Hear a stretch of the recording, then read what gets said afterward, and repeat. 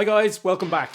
Right, it's time to talk about some Bruce Springsteen. You know, if or not he should retire, what is the best Bruce Springsteen era, and what is his best song. For this video though, I've brought on a guest to help me debate these topics, my good pal Owen. Enjoy. Hi guys, welcome back to Sleep Saturday. Right, so I haven't done a Bruce Springsteen video here for a while, so I thought it was high time that we had some chat about the boss. And today, I have a guest on with me, my good pal Owen. Owen, how are you, kid? I'm good, brother, and you? Good, man. Now, look, guys, Owen is the biggest fan of Bruce Springsteen that I know. That's why I've asked him to come on. The man's knowledge of Bruce Springsteen is unbelievable. He knows what he's talking about. He once travelled from Australia to New York to see Bruce live on his own. So who better to have on? Now, kid, I love Bruce too, as you know. And me and you have seen him twice together, I believe, in Dublin. Once in the RDS in 2009 and once in Croke Park in 2016. So we love Bruce. There's no doubt about it. I've set that up. Yeah. But in this video, I want to have a chat about, is it time maybe for Bruce to hang up his microphone? He's 75 years old now. Should Bruce retire? It's a good topic. It's also a good question because, you know, I saw him not last year, I think it was the year before in the RDS. And like, you know, my position on the RDS, I think it's the best, definitely the best arena in Dublin or in Ireland for an outdoor gig. It's just everything about it is perfect, you know. And it was the first time ever, I have to say, I was a little bit disappointed. But it was also, disappointed is a strong word. It was just proof that he's aged a bit. Do you know what I mean? He's aged, and he's, you know, time is, everybody's against time, you know? And was that from your point of view? Was that from the fact of the way he was performing or the way his voice sounded, or a combination of both? Do you know what? I think it was a combination of both, but it was also, I felt a lack of energy, you know? I mean, look, he's the same age as my dad. Like, he's 75 now. Do you know what I mean? Yeah. 76 this year. Like it just like he wasn't running across the stage. He wasn't getting the crowd up and stuff like that. He was, you know, sitting still. But like, you know, you can't fault that. You know, the man's a good couple of years older since I last seen him. But at the same time, Darren, he can still churn out a crowd. He can still do it. And I personally think maybe the set list that night was probably not as popular as the ones that he had done previously. Like he'd done cuts. Yeah, he'd done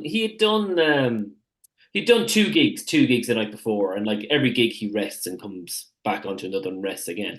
You see, it's a weird one because, you know, I think back to when we saw him in Croke Park in 2016, and he seemed perfect. The drop off is very quick, isn't it? You know, once you're getting into your 60s, out of your 60s into your 70s, the drop off is quick. If you think of that 2016 gig, I think he was still sounding relatively good. Probably not what he was in the 70s or 80s, but still sounding really solid, really good value for money.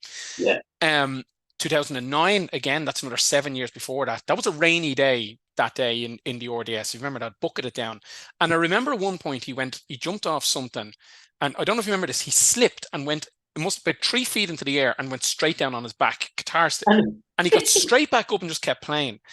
And I remember you saying to me, that man, how old were we then? We were probably in our late 20s then or whatever. I remember you saying to me then, that man's fitter now at 50 odd than we'll ever be. Yeah. I remember that stuck in my brain the way you said it. I don't think he could take a fall like that now on a Croke Park stage and get back up off his back. I think that's how quick the drop off actually goes. Absolutely. And do you know, like, I mean, look, it's father time. Do you know, Glenn? Sorry, it's the kind of the topic, unfortunately. He's just not moving as much. Do you know what I mean? And you know, he's his age. But the fact that, as I said a minute ago, he has to rest between gigs to make sure he's ready for the next night. I suppose, you know what that does?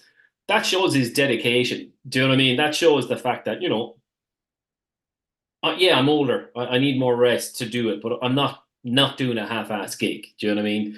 But like he did comment, I think he was on Graham Norton recently, and he talked about it. He said Graham asked him something like, "Are you going to hang it up? Are you going to finish or anytime soon?" And he says, "As long as I can play the guitar and I'm life in me," he says, "I won't stop because the fans don't want me to stop." That was his kind of thing.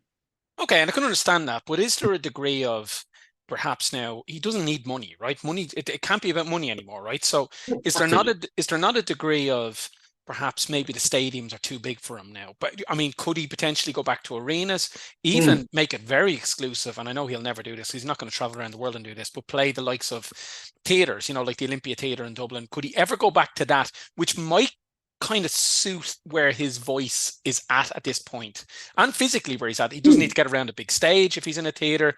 He can kind of dial it down a little bit and maybe play a bit more acoustic sets, etc. Does he have to keep doing the stadium thing? I think it's pure demand, Dara. I think he doesn't actually want to disappoint his fans either. Do you know what I mean? As you said, it's not about money, and it isn't about money for him because he sold his whole, you know, repertoire of his albums, of all the rights of his albums for like $500 million. Mm. So he doesn't own it anymore, but he's just playing. But I think that's what he just loves. It's like playing in a bar, and just front of people. But that's the point I'm making. Hmm. Could he not scale that down? He doesn't need the money, right? Yeah, Could he no, not yeah. scale that down and go, okay, I want to get out to my fans. I don't mind the traveling. Or Mm. is it the stadium atmosphere that gives him the impetus to go, I'm going out on tour because it's such a blast? Like, would a theater give him Mm. that same kind of, would he go, I'm not traveling around the world for a theater show? No, I think it's two things. I think it's probably his love for the stadium. As I said, I think it's probably for the fans. He doesn't want to disappoint.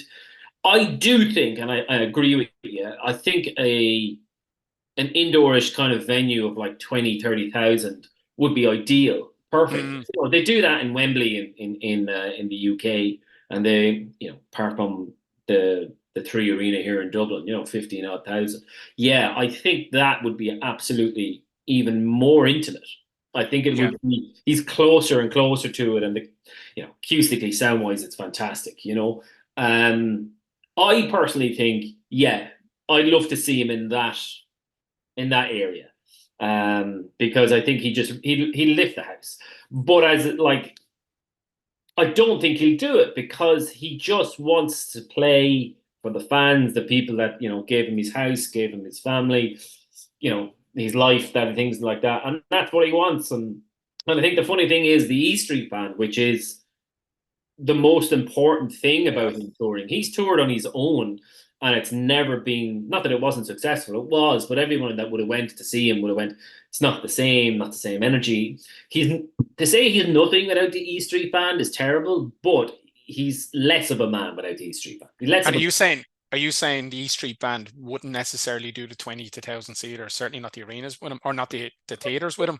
He'd have to I scale it completely back without them even.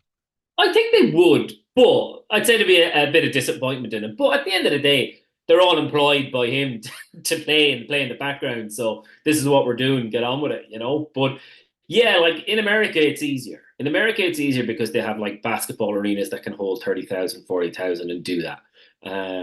Some places maybe across Europe. Do you know what it is too, Darren? You know as well as I do, it's promotionals. It's the promotional companies, likes of Aiken Promotions, that they want to milk it. They want to juice out every bit of them as well and take as much money out of it as much as they can. So they're going to put it on in the biggest places. And you and I both know we've been in the RDS to see him.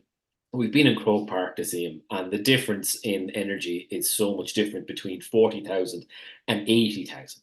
Mm. I mean that the fact that the 40,000 trumps that 80,000 in Croke Park, because Croke Park is just not a venue for concerts. It's just He's he's a stadium act. he's a stadium act, and it just feeds off that energy. And I think the bigger the crowd, the more he loves it. Yes, and I'd say that's a lot of it, Darren. I'd say it's just the fact that when you walk out in front of all these people, you have a job to do, and they're after paying the money, and he wants to repay it. And I think that's something lacking.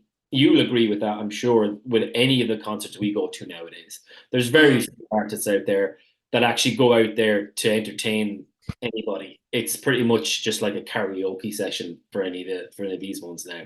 And some do it better than others. I mean, how many times have we seen Brian Adams and he's consistently good every single time. Every single time. And he's very similar. Don't forget, he's a rock and roll man played with his friends, the same guys that are in the band with him since he was 16 and 15 or whatever. Keith Scott and all his gang. Yeah, and they just it to them it's not even a job. It's a gig. You know what I mean? It's like a gig. We got a gig. We're gonna do this now tonight, you know? So But with Bruce Springsteen, I suppose just coming back around, centering yeah, back around to the point of should he retire? Maybe there's layers of retirement. Like you could retire from gigging but still release albums. yeah. But you know, Mick Jagger is still out doing it. Bruce Springsteen is still out doing it. Bob Dylan, I think, is doing certain shows. Is there an element of Paul McCartney is still playing Mm, big shows around Europe, even the last couple of months? Is there an element of what where these guys started as teenagers doing this? Was mm. rock and roll ever supposed to be old, if you know what I mean? I mean, would they have themselves have looked at their future selves at 70 odd, or even Paul McCartney 80 on stage and went, what am I doing? Rock was never supposed to be that old on stage. I think you'll agree. I don't think many of them thought they'd live to see that long. You know, but I suppose, do you know what? Maybe they're just kind of like, you know, feck it. I'm here. I'll do it. I feel fit enough to do it. I'm going for it.